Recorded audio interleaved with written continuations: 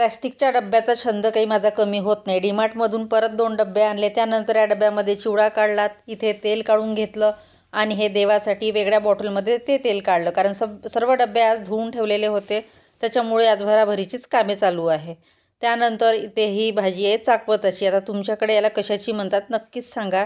तर ही चाकवताची भाजी करायची होती. त्यानंतर या भाजीमध्ये मी टाकलेले आहे तुरीचे दाणे, थोडी चण्याची डाळ, टमाटर आणि हिरवी मिरची. आता तुरीची डाळ याच्यासाठी वापरली नाही, कारण त्यामध्ये तुरीचे दाणे टाकलेले होते. नंतर कुकर एकीकडे लावला आणि भात मी गंजातच लावलेला. दरवेळेस कुकरमध्ये माझा भात सांडतोच.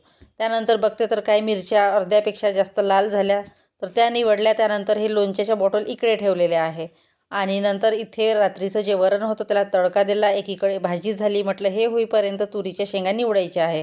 तर ह्या शेंगा अर्ध्या वाढल्या, अर्ध्या हिरव्याच होत्या. त्यानंतर इथे मुलीला जेवण दिलं आणि असं आजचा दुपारचं जेवण होतं. Bye bye.